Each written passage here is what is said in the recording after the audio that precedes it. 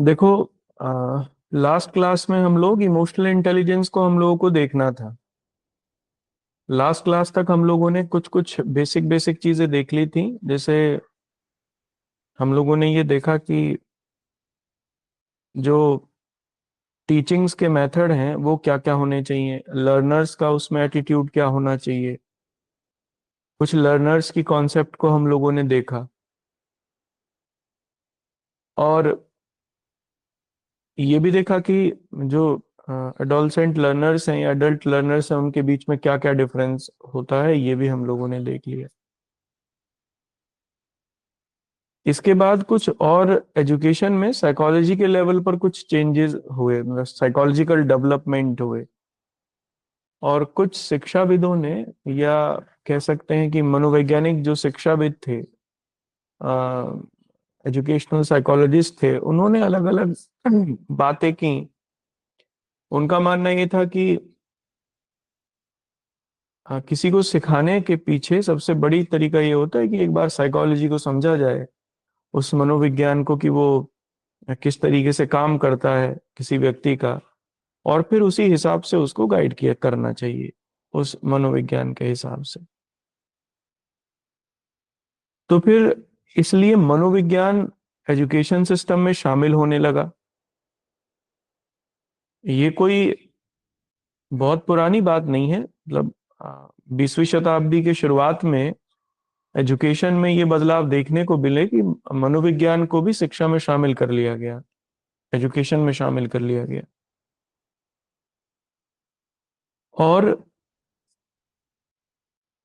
Emotional intelligence को शामिल करना वेरियस एजुकेशंस के मॉडल में, ये इसी का ही एक रिजल्ट था कि जो एजुकेशन डेवलपमेंट हुई और उसमें साइकोलॉजिकल जो डेवलपमेंट हुई, उसमें फाइनली आज जो एजुकेशन को जिस तरीके से आगे बढ़ाना है, या टीचर्स का जो एप्टीट्यूड होना चाहिए लर्नर को सिखाने के लिए, वो साइकोलॉजिकल भी होना चाहिए। ये भी इसमें इम्पोर्टेंट है।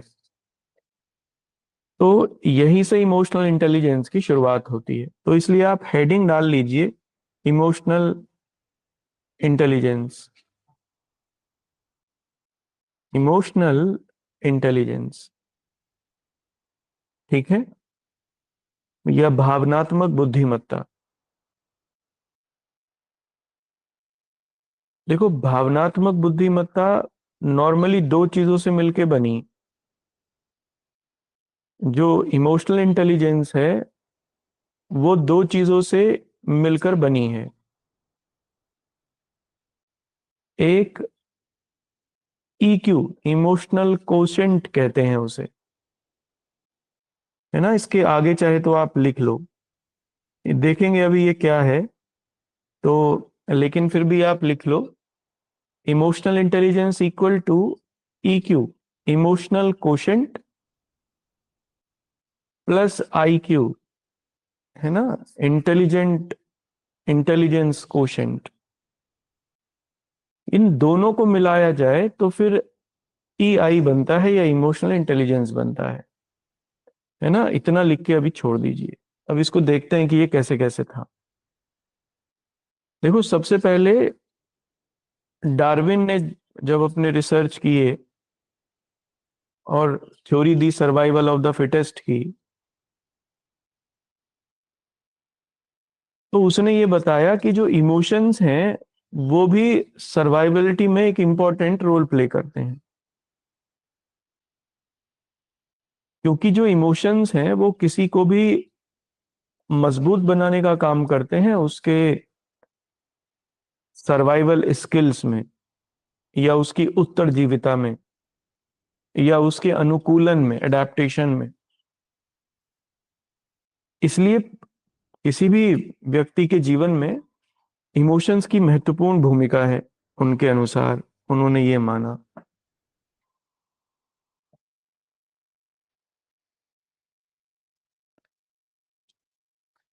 चलिए शुरू करते हैं, है ना। इसके बाद 19th सेंचुरी में एक हीगल नामक विद्वान हुए। हीगल ने ये कहा कि भावनाओं की जगह बुद्धि इंपॉर्टेंट होती है, और इसलिए हीगल को बुद्धिवादी विचारक भी कहते हैं। उन्होंने ये कहा कि किसी पूरी दुनिया में अगर पूरी दुनिया अगर चल रही है तो केवल और केवल बुद्धि के बल पर चल रही है। वो विचार सबसे इंपॉर्टेंट है, आइडिया सबसे इंपॉर्टेंट है। इवन हीगल तो यही कहते हैं कि जो विचार है उसी से किसी चीज का जन्म होता है। इसका मतलब पूरी दुनिया का जन्म भी एक विचार से हुआ है, और विचार हमेशा तर्कशील होते हैं, तो फिर फाइनली बुद्धि ही है जो दुनिया को चलाने का काम करती है, और तर्क बुद्धि से आता है। उनका ये मानना था। लेकिन इनके विरोध में या इनके कंट्रास्ट में, हीगल के कंट्रास्ट में, उसी समय एक और विद्वान हुए। हालांकि उनको इतना उस समय तो इम्पोर्टेंस नहीं दी गई, लेकिन बाद में हीगल के बाद उन्हें जरूर इम्पोर्टेंस मिली। उनका नाम था सोरेन कीरकेगार्ड, और ये फ्रांस के विद्वान थे। सोरेन कीरकेगार्ड ने यह कहा कि मनुष्य की जो पहचान है वो बुद्धि से नहीं होती, बल्कि भावनाओं से होती है। भावनाएं ज्यादा इंपॉर्टेंट हैं बुद्धि से, इमोशंस ज्यादा इंपॉर्टेंट हैं बुद्धि से। और इस तरीके से किरकेगार्ड ने हीगल का जो बुद्धिवादी विचार था उसे डिनाई किया। लेकिन किरकेगार्ड की बात उस समय बहुत ज्यादा नहीं सुनी गई, क्योंकि हीगल अपने आप में एक फाइनेस्ट पर्सन उस समय स्टैब्लिश हो गए थे।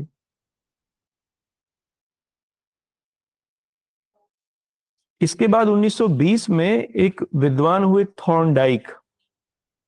उनका एक मॉडल भी हम लोग पढ़ेंगे आगे एजुकेशन साइकोलॉजी में। थॉर्नडाइक ने यह कहा कि सोशल इंटेलिजेंस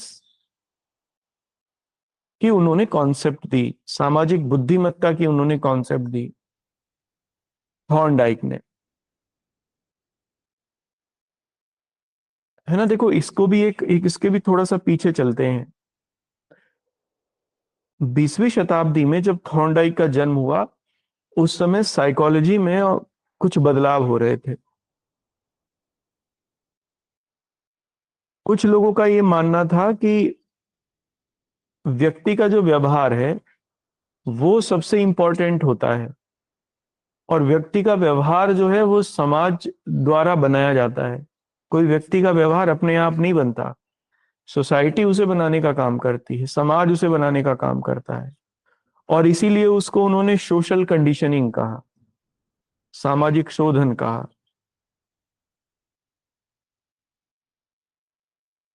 कि सोशल कंडीशनिंग जो है वो किसी व्यक्ति के व्यवहार को बनाने का काम करती है। उसमें अलग अलग विचारक हुए उस समय, थॉर्नडाइक भी उनमें से एक थे।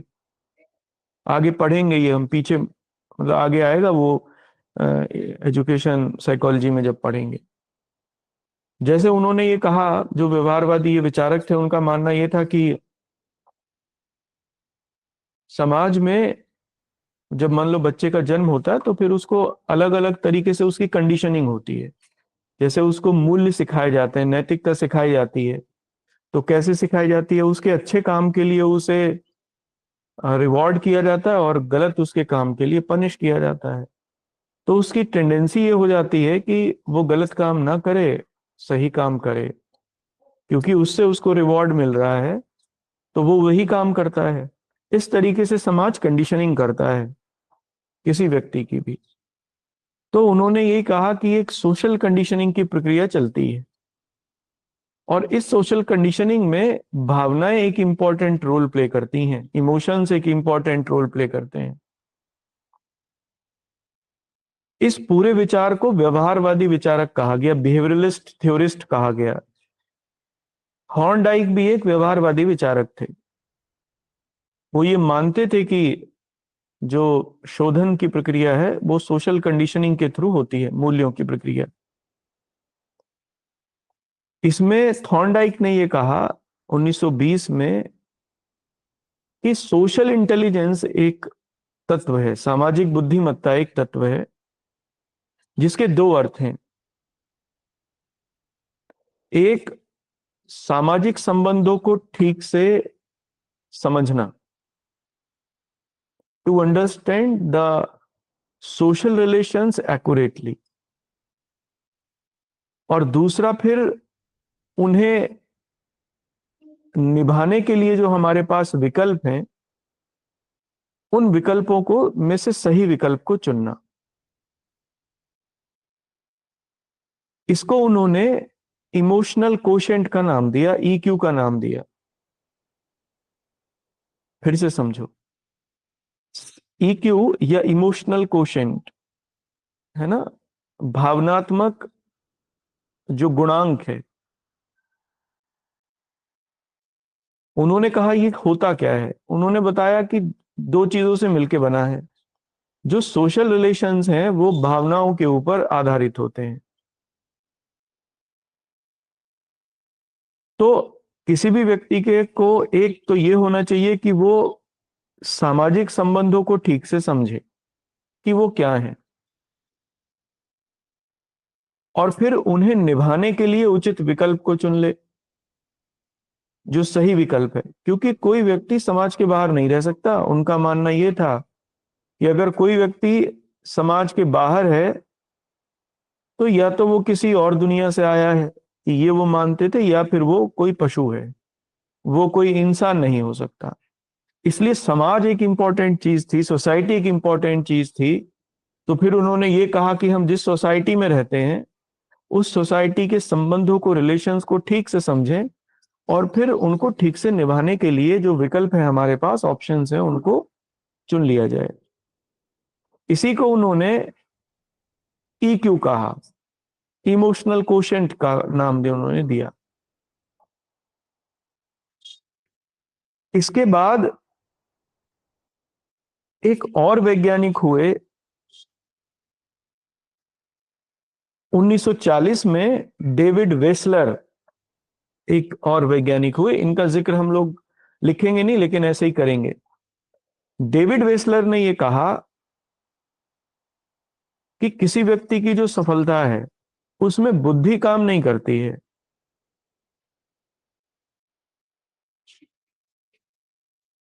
किसी व्यक्ति की सफलता में बुद्धि सबसे इंपॉर्टेंट रोल प्ले नहीं करती,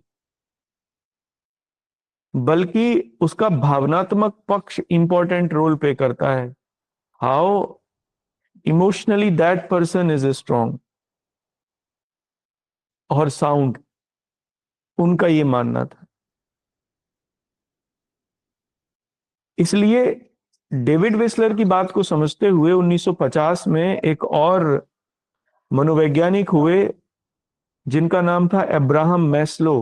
बड़े इंपॉर्टेंट हैं ये भी, एजुकेशन साइकोलॉजी में इनका नाम भी आता है। मैस्लो ने ये कहा कि अगर आ, किसी व्यक्ति को वास्तव में ठीक से चीजों को समझना है तो फिर उसे भावनात्मक पक्षों को समझना पड़ेगा, इमोशनल एस्पेक्ट को समझना पड़ेगा जीवन के, है ना। यहां से शुरुआत होती है इमोशंस की या इमोशनल इंटेलिजेंस की, जिसको हम लोग आगे पढ़ेंगे। इसके बाद डेविड गार्डनर एक पर्सन हुए, इसको भी हम लोग आगे देखेंगे। साइकोलॉजिस्ट हुए डेविड गार्डनर।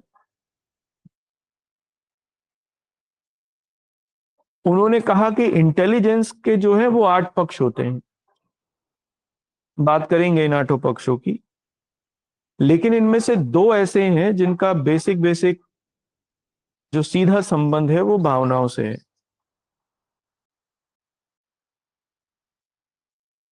इसलिए किसी व्यक्ति की 2 तरीके की क्षमताएं होती हैं। एक तो वो जो उसकी बौद्धिक क्षमता है, यानी बुद्धि से वो चीजों को समझ सकता है,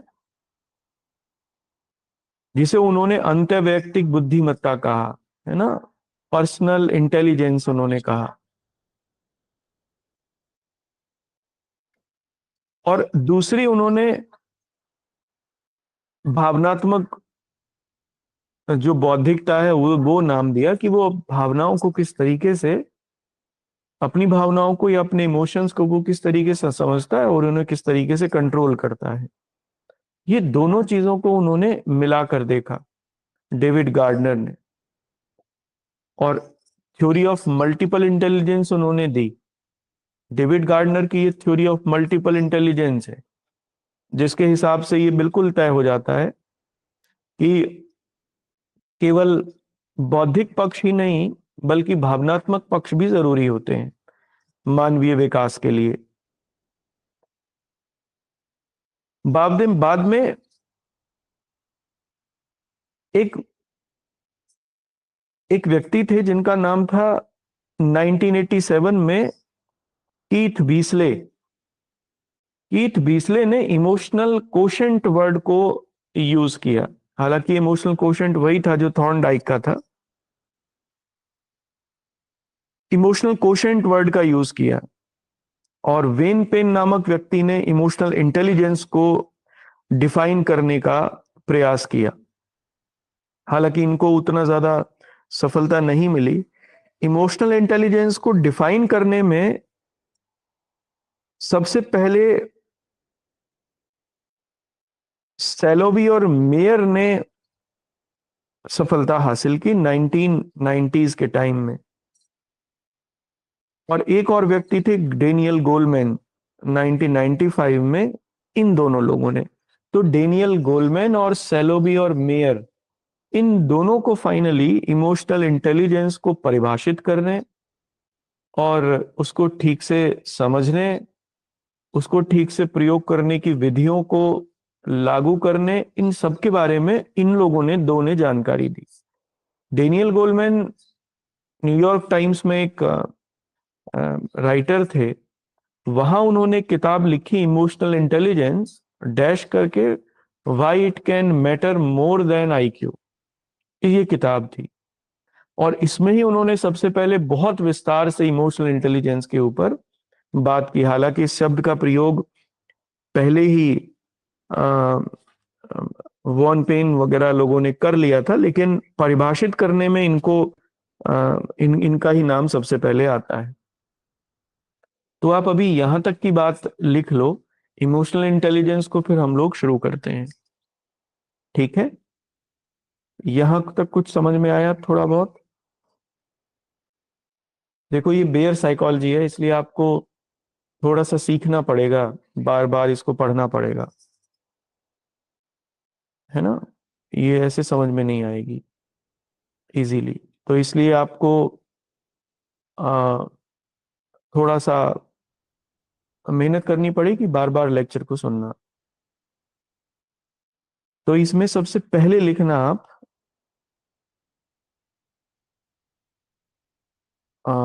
सबसे पहला पॉइंट लिखना, सर्वप्रथम डार्विन ने यह माना कि सर्वप्रथम डार्विन ने यह माना कि व्यक्ति की उत्तरजीविता व्यक्ति की उत्तरजीविता में उसकी भावनाएं भी महत्वपूर्ण भूमिका निभाती हैं। Firstly Darwin considered that Firstly, Darwin considered that the emotions of a person plays an important role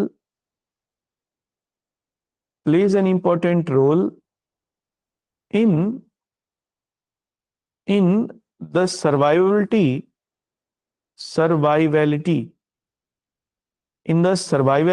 of a person. Continuation में लिखना, 20वीं ऐसा लिखना 19वीं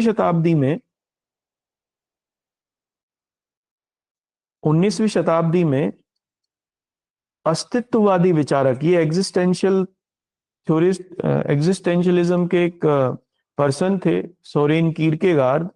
इनकी बहुत शानदार थ्योरी है अस्तित्ववाद को लेकर, तो इनको ही, तो इसमें लिखना 19वीं शताब्दी में अस्तित्ववादी विचारक the existentialist The existentialist thinker, existentialist thinker of 19th century, Soren Kierkegaard ने यह कहा कि मनुष्य की पहचान उसकी भावनाओं से होनी चाहिए। मनुष्य की पहचान उसकी भावनाओं से होनी चाहिए। ठीक है, अंग्रेजी में लिखिए। Soren Kierkegaard state that the identity of a human being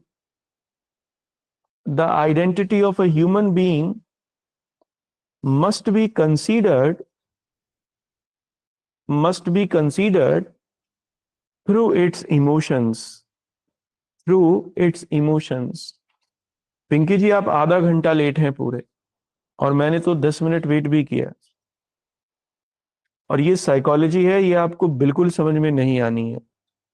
ये 20 मिनट इतने इंपॉर्टेंट थे, वो आपने खो दिए। अब आगे का मामला बड़ा गंभीर होगा, क्योंकि साइकोलॉजी में तो सबसे खतरनाक विषय यही है, साइकोलॉजी, है ना। इसको समझना। अब आप एक काम करना, ये रिकॉर्ड हो रही है क्लास, तो मैं ग्रुप पर शायद वो लेक्चर आ जाएगा पूरा, शायद शाम को, या अ, हाँ शायद शाम तक आ जाए या कल तक आ जाए। एक बार इसको पूरे को ठीक से सुन लेना, और बार बार सुनने की कोशिश करना, नहीं तो समझ में नहीं आएगा। ये भी तय है। हम इसमें इमोशनल इंटेलिजेंस को पढ़ रहे हैं, क्योंकि इमोशनल इंटेलिजेंस का एक इंपॉर्टेंट रोल है भावनात्मक बुद्धिमत्ता का एजुकेशन साइकोलॉजी में।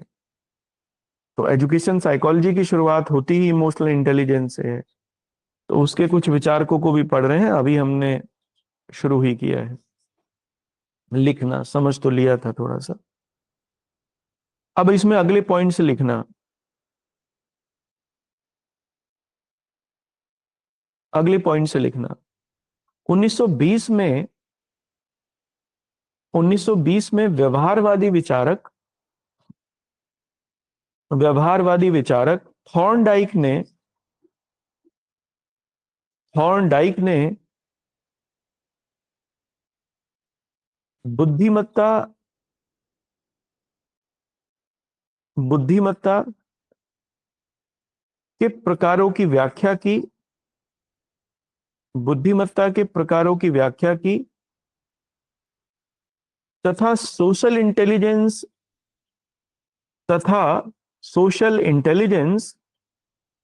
की संकल्पना दी तथा सोशल इंटेलिजेंस की संकल्पना दी।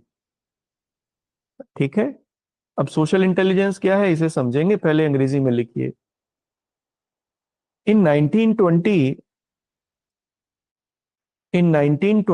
a thinker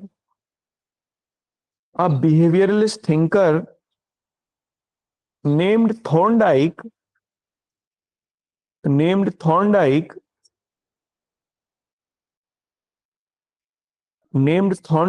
considered the type of intelligence and gave the concept of social intelligence ठीक है ना।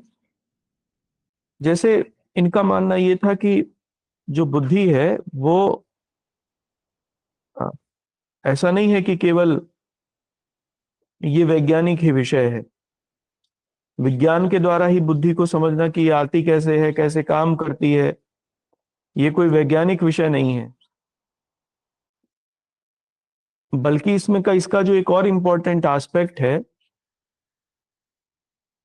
वो ये है कि बुद्धि विकसित होती है अपने अनुभव से भी, एक्सपीरियंस से भी। और आगे प्रैक्टिस करने से भी। इसलिए एक कॉन्सेप्ट है सोशल इंटेलिजेंस, सामाजिक बुद्धिमत्ता।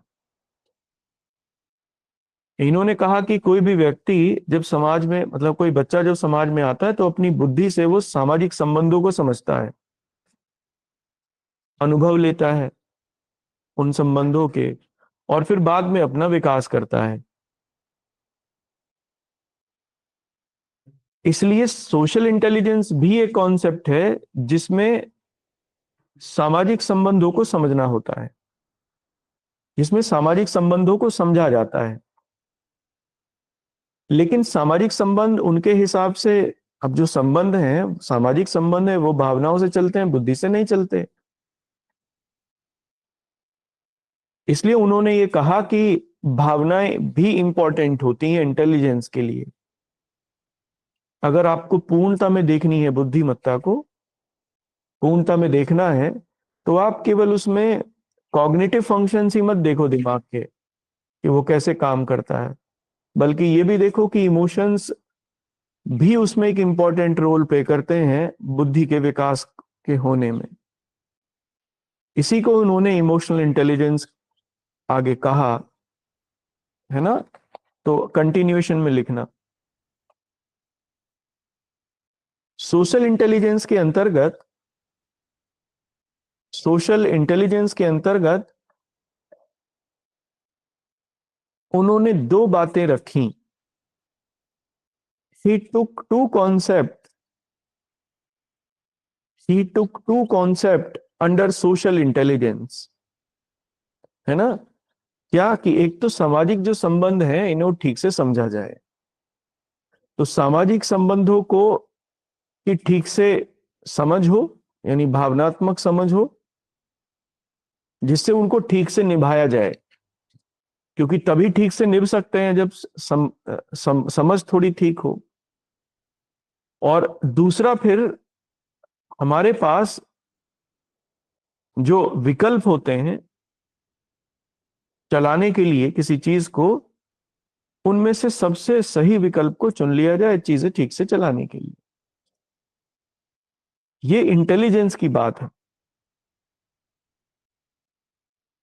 बाद में इमोशनल इंटेलिजेंस में ये, इसकी जो परिभाषा बाद में डेनियल गोलमैन वगैरह ने दी, उसमें थॉर्नडाइक की इस बात को उन्होंने स्वीकार किया। तो जो थॉर्नडाइक का सोशल इंटेलिजेंस का मॉडल था, उसको उन्होंने इमोशनल इंटेलिजेंस में शामिल किया। तो कंटिन्यूएशन में लिखना, पहला लिखना, सामाजिक संबंधों को ठीक से समझना, to understand the social relations accurately, है ना। अब ये तभी समझे जा सकता है जब भावनाएं को ठीक से समझा जाए। तो ब्रैकेट में इसके आगे लिख लेना, भावनात्मक पक्ष को ठीक से समझना, है ना, यानी सामाजिक संबंधों के भावनात्मक पक्ष को ठीक से समझना, to understand the emotional aspect to understand the emotional aspect of social relations. एक बात तो उन्होंने ये कही, और दूसरी बात उन्होंने कही कि सामाजिक संबंधों को निभाने के लिए जो विकल्प हैं, ऑप्शंस होते हैं, उन ऑप्शंस में किसी सही ऑप्शन को चुन लेना, है ना। जो भी सोशल रिलेशंस हैं उनको आगे चलाने के लिए, उनको स्वस्थ बनाने के लिए हमारे पास कुछ विकल्प होते हैं, ऑप्शंस होते हैं हमेशा, उनमें से किसी सही विकल्प को चुन लेना। तो आप लिखना इसमें, दूसरा, सामाजिक संबंधों को निभाने के लिए उचित विकल्पों का चुनाव, and and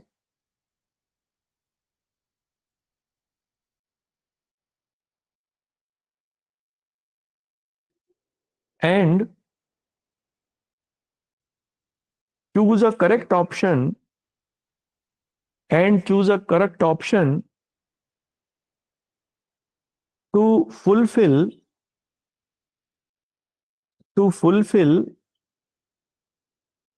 the need of social relations, to fulfill the need of social relations, है ना। अब यहां पर लिखना अगले पॉइंट से, अब इन दोनों को ही, दोनों ऑप्शंस पे ही काम करने के लिए अगर जरूरत है किसी चीज की, तो भावनात्मक बुद्धिमत्ता की जरूरत है, क्योंकि सामाजिक संबंध समझे भी भावनात्मक बुद्धिमत्ता से जाएंगे और उनको निभाया भी उसी तरह से जाएगा। तो आप लिखना, नोट में लिखना, भावनात्मक बुद्धिमत्ता के अंतर्गत, भावनात्मक बुद्धिमत्ता के अंतर्गत इस विशेषता को शामिल किया जाता है। Under emotional intelligence this concept is being considered. ठीक है, अब देखो इसका यूज हम लोग कैसे करेंगे एजुकेशन में। देखो, शिक्षक की कुछ भावनाएं होती हैं, इमोशंस होते हैं, और टीचर के कुछ सॉरी जो लर्नर है उसके कुछ भावनाएं होंगी। यानी पर्टिकुलर इमोशंस में एक टीचर सबसे बेहतर कर सकता है, और कुछ पर्टिकुलर इमोशंस में कोई स्टूडेंट बेहतर कर सकता है।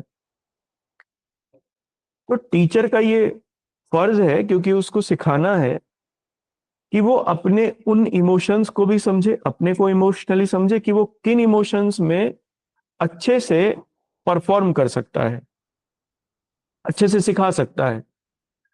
और दूसरा, वो जो शिक्षार्थी है, लर्नर है, उसकी भावनाओं को भी समझे कि वो किन कॉन्टेक्स्ट में ज्यादा अच्छा सीख सकता है वो शिक्षार्थी। तो अगर टीचर को दोनों की भावनाओं की समझ होगी, इमोशंस की समझ होगी, इमोशनल इंटेलिजेंस उसके पास अगर होगा, तो वो ज्यादा चीजों को सिखा सकता है, कम समय में ठीक से ज्यादा अच्छे से चीजों को वो डिलीवर कर सकता है। That is the concept of emotional intelligence, है ना। और इस बात को ही थॉर्नडाइक ने कहा। बाद में फिर इस इमोशनल इंटेलिजेंस की कॉन्सेप्ट को डेनियल गोलमैन ने आगे विकसित किया। तो अगले पॉइंट से लिखना, एक नोट करके लिखना।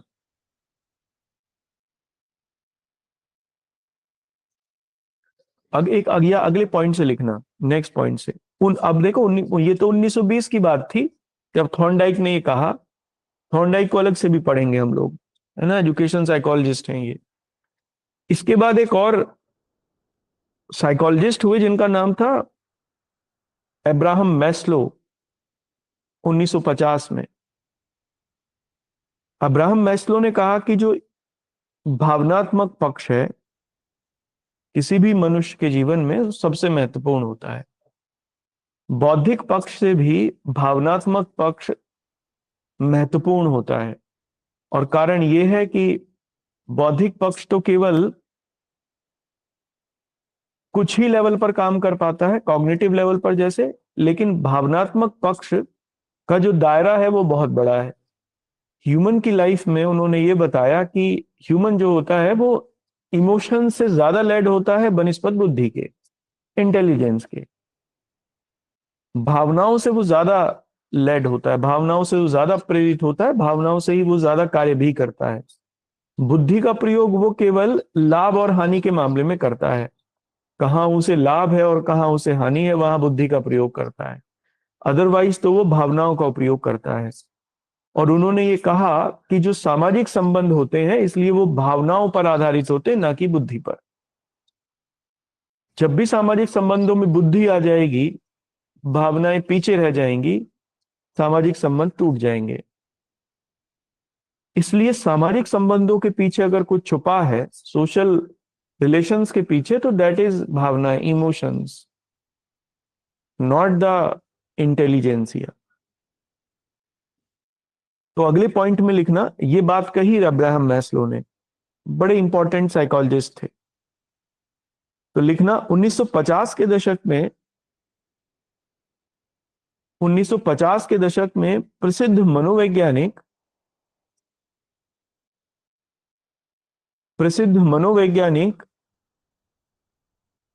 अब्राहम मैस्लो ने मनुष्य के भावनात्मक पक्षों को रेखांकित किया। मनुष्य के भावनात्मक पक्षों के महत्व को रेखांकित किया, ऐसा लिखिए। भावनात्मक पक्षों के महत्व को रेखांकित किया। इन 1950 Abraham Maslow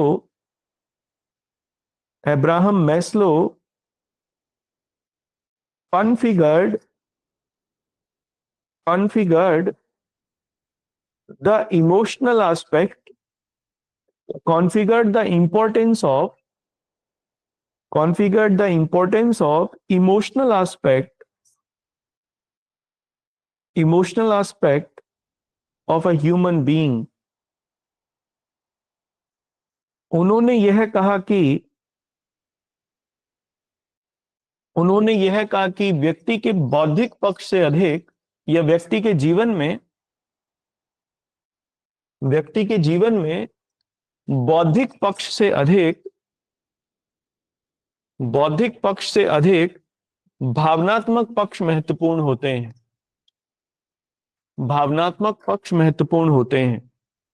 He considered that in the life of human being, emotional aspect would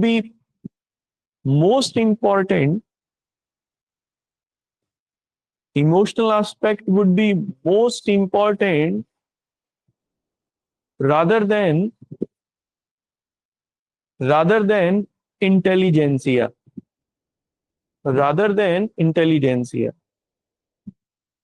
ठीक है,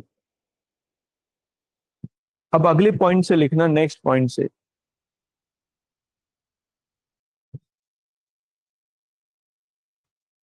अगले पॉइंट से आप लिखना, इसमें पहले समझना। एक और 1983 में इनका भी पढ़ेंगे हम लोग, इनकी भी थ्योरी है साइकोलॉजी में। एक साइकोलॉजिस्ट हुए हार्वर्ड गार्डनर, 1983 में हार्वर्ड गार्डनर ने एक theory the, theory of multiple intelligence. इन्होंने इंटेलिजेंस के ऊपर काम कर रहे थे ना, बुद्धिमत्ता के ऊपर काम कर रहे थे, और वहां इन्होंने इस थ्योरी को दिया काम करते हुए। इन्होंने बताया कि किसी भी व्यक्ति में जो बुद्धिमत्ता होती है, बौद्धिकता होती है, इंटेलिजेंस होती है, 8 टाइप की होती है। पढ़ेंगे उनको 8 को आगे, लेकिन हमारे यहाँ पर 2 केवल इंपॉर्टेंट है। इन्होंने कहा कि लेकिन इन 8 में से जो 2 हैं, उनका संबंध भावनात्मक बुद्धिमत्ता से है, इमोशनल इंटेलिजेंस से है। कौन कौन से? उन्होंने कहा एक बुद्धिमत्ता होती है किसी व्यक्ति की अंतर्वैयक्तिक बुद्धिमत्ता, इंट्रापर्सनल इंटेलिजेंस। इंट्रापर्सनल माने किसी दूसरे को समझने की क्षमता, है ना। एक बात ये होती है, एक व्यक्ति की क्षमता होती है जो वो दूसरों को ठीक से समझ पाता है। तो एक तो उन्होंने ये कहा, एक बुद्धिमत्ता ये होती है, और एक दूसरी बुद्धिमत्ता उन्होंने कही अंतर्वैयक्तिक बुद्धिमत्ता, इंटरपर्सनल इंटेलिजेंस, यानी स्वयं को ठीक से समझना। जैसे पहले वाले में अंतर्वैयक्तिक बुद्धिमत्ता में या इंट्रापर्सनल इंटेलिजेंस में उन्होंने कहा कि दूसरों के मनस्थितियों को समझना। मनस्थिति माने दूसरों के मन में क्या है, उनके मन की अनुभूति कैसी है, इसको ठीक से समझना। इमोशंस को ठीक से समझना, भावनाओं को, इरादों को ठीक से समझना, क्या सोचते हैं वो, है ना। स्वभाव को ठीक से समझना किसी दूसरे के, ये सब चीजें इंट्रापर्सनल इंटेलिजेंस में आती हैं। यानी किसी दूसरे व्यक्ति की ठीक से जानकारी करना, उसके स्वभाव की, उसकी मनोदशा की, दैट इज इंट्रापर्सनल इंटेलिजेंस। और दूसरी है अपनी भावनाओं को ठीक से समझना, अपनी क्षमताओं को ठीक से समझना, अपनी कमजोरियों को ठीक से समझना, दैट इज इंटरपर्सनल इंटेलिजेंस। तो इनमें से दो का जो ये संबंध है,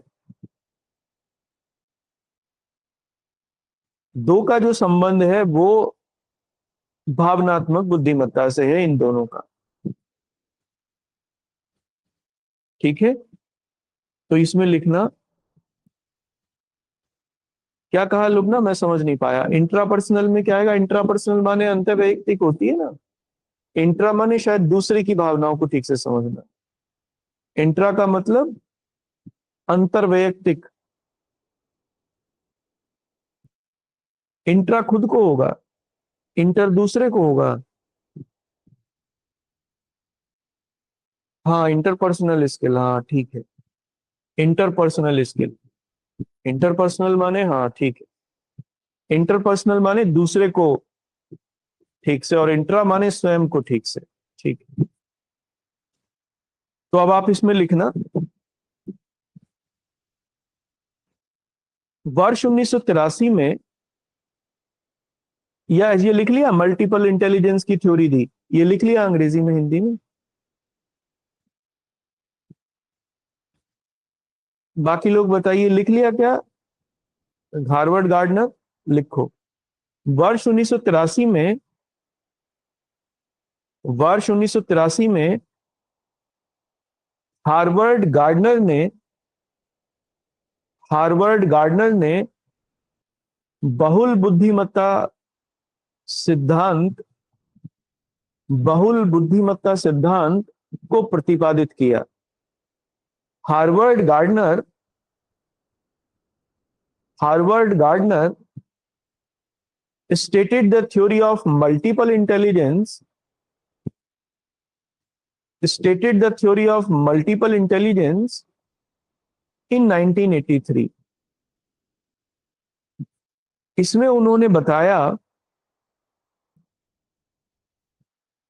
इसमें उन्होंने बताया कि मनुष्य की बुद्धिमत्ता के 8 प्रकार हैं। मनुष्य की बुद्धिमत्ता के 8 प्रकार हैं।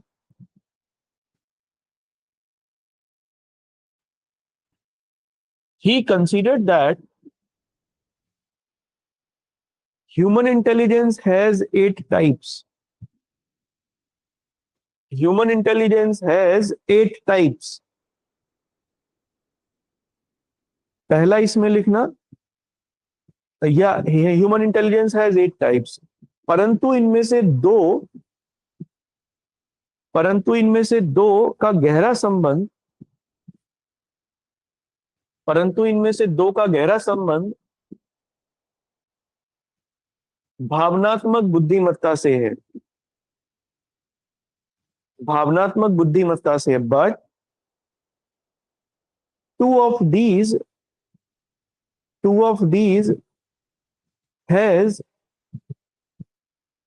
A great relation with emotional intelligence. पहला लिखना, अंतर्वैयक्तिक बुद्धिमत्ता, अंतर्वैयक्तिक बुद्धिमत्ता, इंटरपर्सनल इंटेलिजेंस, इंटरपर्सनल इंटेलिजेंस, है ना। इसके अंतर्गत लिखना डैश करके, डैश करके लिखना, इसके अंतर्गत दूसरे की भावनाओं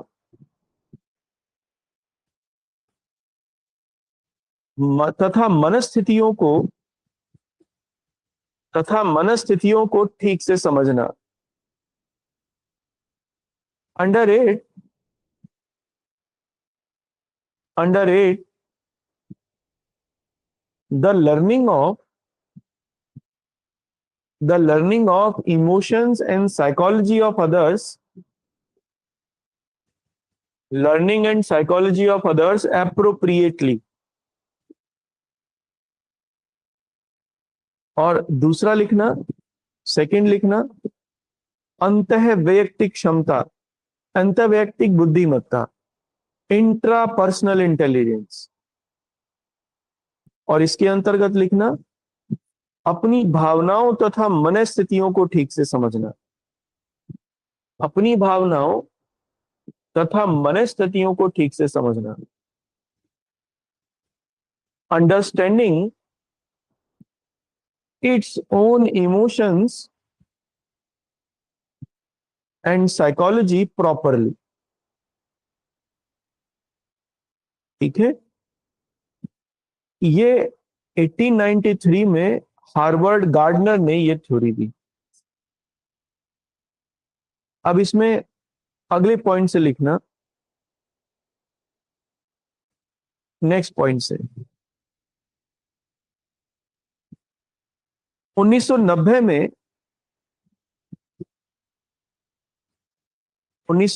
में प्रसिद्ध अमेरिकी मनोवैज्ञानिक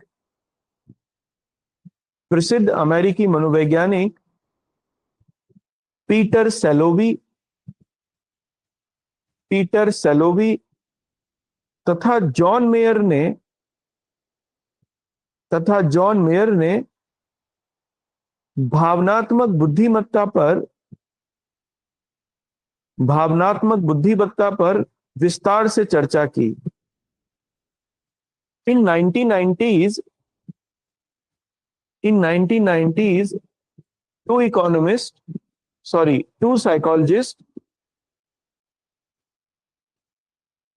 two psychologists, Peter Salovey and John Mayer worked elaborately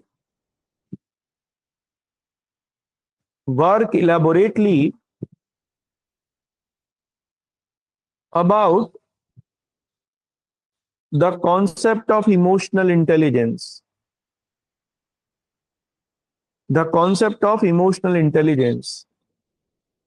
ठीक है, उन्होंने इसे अपनी पुस्तक व्हाट इज इमोशनल इंटेलिजेंस में परिभाषित किया।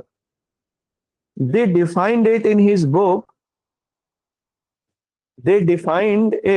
his book What is Emotional Intelligence।